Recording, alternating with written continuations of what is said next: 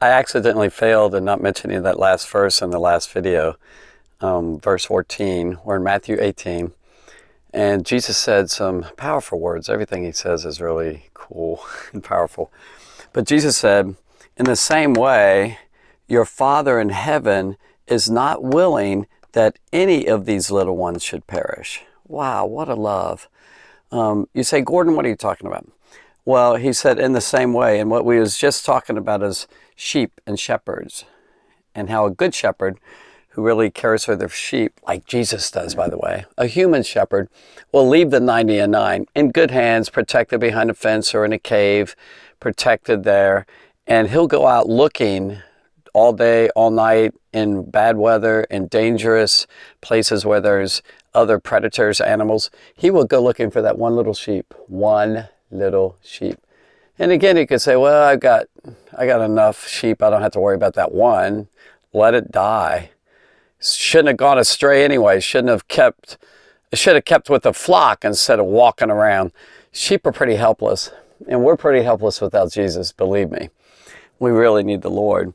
But he says, in the same way, your Father, so he's comparing a shepherd with God. Now, there are mass passages, verse after verse after verse after verse after verse in the Old Testament. And the New Testament hadn't been written here yet, as Jesus was talking. So God is a shepherd, and the Father, well, actually is Father and Jesus. But the point is that the Father, it says, your Father in heaven, he's distinguishing the ones on earth from heaven, and there's one Father up in heaven. He said he's not willing, he doesn't want one little sheep or one little disciple, one little follower of Jesus. He's not willing that any, notice the word any. See, that's really powerful. That's really important. Any, not one of those little ones, of these little ones, should perish. And the word in the Greek of perish is being destroyed. He doesn't want any of these sheep to go to hell. He doesn't want them to be destroyed and die, and all that. And that's Matthew chapter 18, verse 14. So this is talking about sheep up here, up above the verse, and this is heaven, and this is a little disciple. Heaven reaches out here, and that is his love. He does not want one little sheep to be hurt or destroyed or perish. And that's in relation to this whole thing. Remember about stumbling blocks, offenses, causing people to sin. So he's saying, well, he goes a little bit further here. He kind of explains how to keep from sinning, and that is, or how to keep people not going astray. And what he goes on and says is that if someone sins against you, like you've got I'll draw a little figure here, this little person here, and he says, if someone sins against you, this is in Matthew 5. We're going to go back for a second. If you, like he said, if you remember, if you're about to pray and you remember that someone over here, let's say this person right here got kind of upset, and this person remembers that this person may have something against him, he said, go to that person and reconcile, get it right. Do your best to have unity and love so that this guy doesn't stay angry. And also, if you've sinned against him, you should go to him. Now, Jesus reverses it. In this passage, he said, I'm going to erase that for a second. So now he said, if someone sinned against you, it's like the first one was if you think someone has something against you. Like, do you ever do that? I have. If I think someone's got something against me and I think maybe I offended them and I hurt their feelings, I'm going to go to them. I'll call them up. I'll talk to them as soon as I see them next. I can pray for them and all that until then, but I need to go get it right. Now let's flip it. And he said, if someone has sinned against you, all right, let's say someone's done something against you. We're not talking about real little type things. Oh my goodness, overlook some stuff. Some people are so super sensitive, overly sensitive, like little things, and they just get all offended by it and hurt. That's not good. But if someone does something to you, you go, that's right, I'm going to forgive that. But if someone hurts you or really does something sinful, like evil or something, then what are you supposed to do? Just ignore it? No, that's not helping them. As a matter of fact, the book of Leviticus in chapter 19 in the Old Testament, it says, don't hate your brother and all. Don't have this hatred against them. And then it says, go rebuke them. Go tell them when they're wrong. And see, if you're not doing that, you really don't care about your brother. If someone's sinning, you need to try and stop them, because that's not good for them. It could lead them to being perish, like that little sheep perishing, or it could lead them in the wrong path away from God.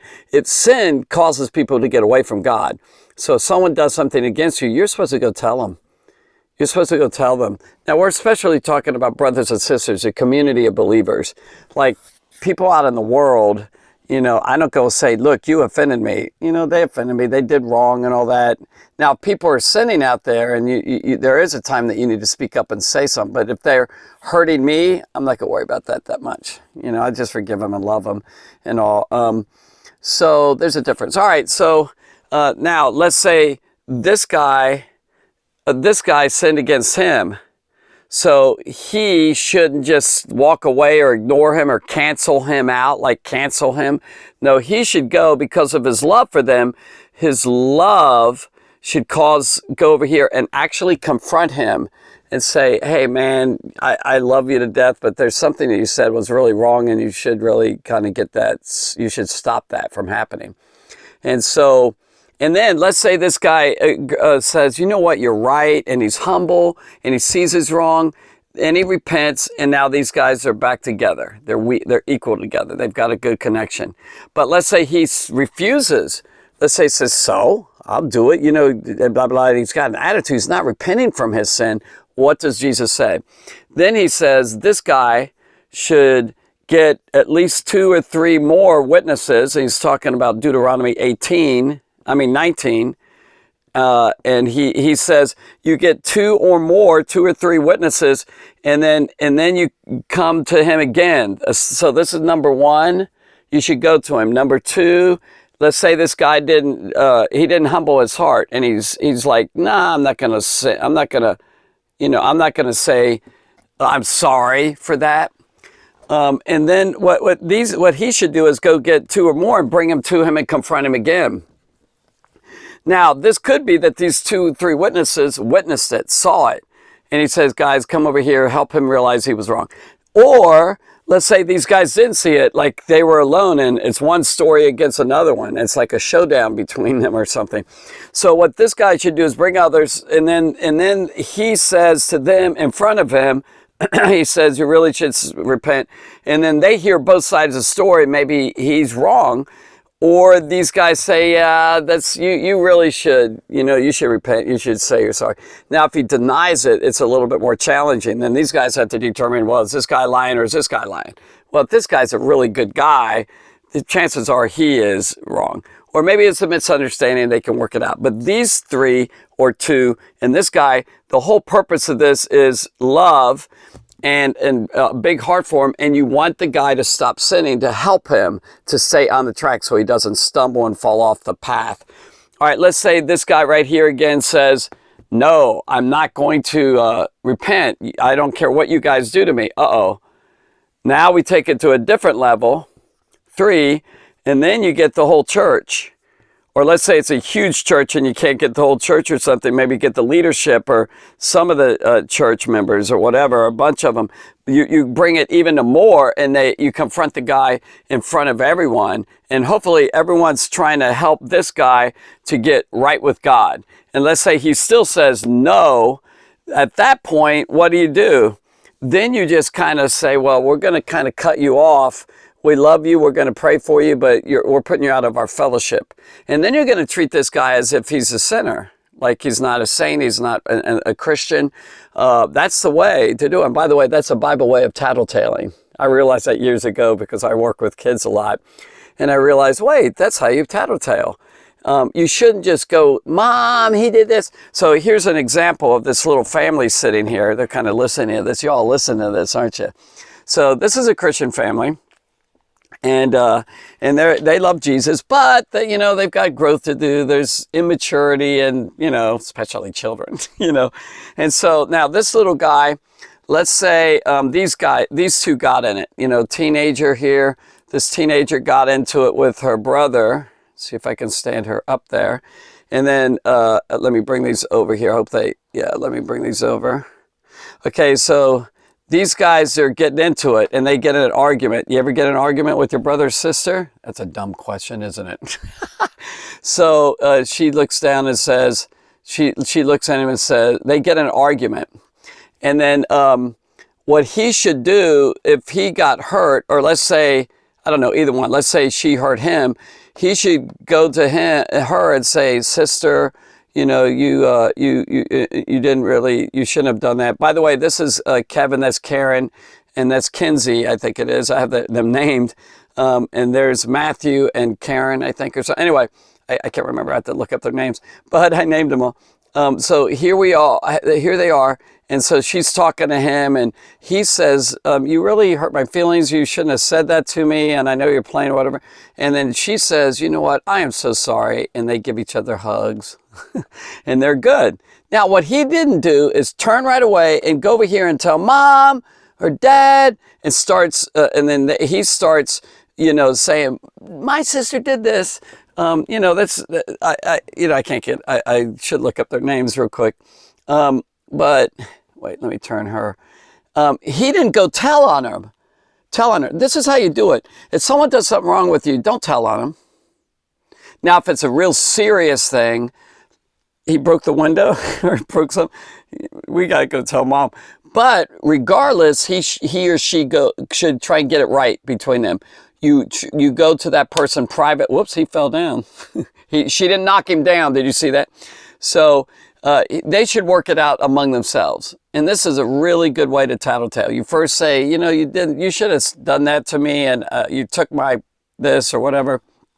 And I'm going to tell mom and dad, but I don't want to. So will you say you're sorry and all that? And then she might say, you know what, you're right, I shouldn't have done it. If she's humble, some people are just stubborn and hard and proud.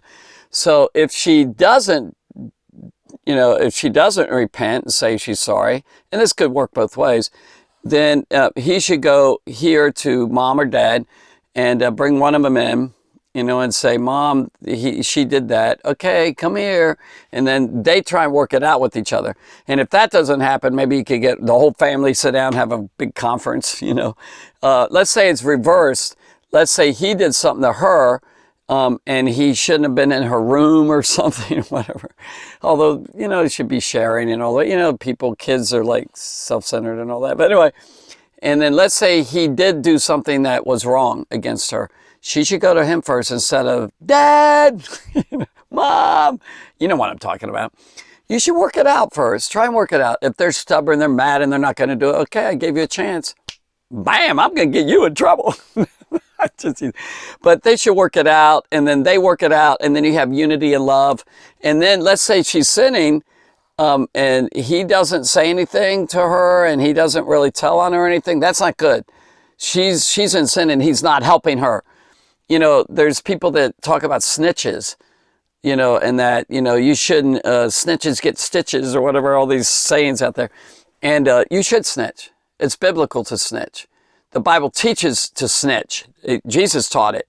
And boy, it's as perfect. If you go by this little formula, 1, 2, 3, you have 3 steps. 1 is work it out. 2, that doesn't work, bring another person in. That doesn't work, bring everybody in and try and help that person, restore that person.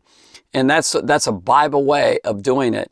And among adults and church members, I mean, that could be anywhere. It could be, well, you know, it's especially between the community of believers. You know, the church is who Jesus is really talking to. He's establishing the rules of the church, the laws of love, and how to work out situations. You know, the fact is, it's kind of sad that he even had to give us this. We should just naturally do it.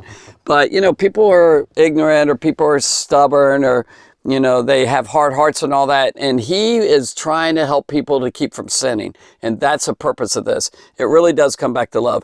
But it could be, maybe it's not just church. It could be a home, like, you know, that, like this, like a home. You should work out things like that. Let's say it's a school. And at school, you don't tell on somebody if they're doing wrong, unless it's really serious. Go tell on them. Like, we got to stop it. Like, there's a fight going on, and they're beating each other up. That's awful. And then you don't go, hey, guys, you should ask for you need to go get a teacher or a security guard or something. So you work it out. You try and tell the person, that kid that did wrong, if, excuse me, if the child or the teenager or whatever isn't responding, then you need to go tell the teacher on it. And then you say, well, they don't like you. It doesn't matter. You should do it because you need to help them. If you let them go and you just ignore them and you're silent because you're scared or something of telling, then you're not helping that person. That person will probably do it with someone else, and they're continuing to sin, and you're helping them. Well, you're not making them to continue to sin, but you're not helping to stop it. It's like someone's about to drive off a cliff, and you don't want them to get mad at you for saying, stop, don't go that way. They're going to start yelling at you. But hey, you love them enough to get them, to wake them up, to stop sinning. Or if a person's in a burning building, you say, well, I don't want them to get mad, and raise them out of their sleep, and the fire's on the bottom of the building, it's coming up, and then they're at the top floor or something. You need to go get them up and wake them up and get them out of there. You're trying to get people out of sin. And that all combines with this whole idea with each sheep, each little one, each disciple is very valued and very important. And now he's talking about interpersonal relationships. What a beautiful speech. This is like the fourth big, long discourse of Jesus in Matthew, and it's so sweet. We have more to get into, and that's coming up later. God bless you. Thanks for listening. Oh, please practice this. Learn it. 1, 2, 3. Tell them one-on-one. That doesn't work, go someone else. I'll keep going over it. But boy, if you can learn this right now and live it in your life, you'll just do really fantastic. You'll have good personal relationships, and you're bringing people, you're keeping people on the path of doing right and not letting them stumble and fall out of the way. All right, thanks for listening. God bless you.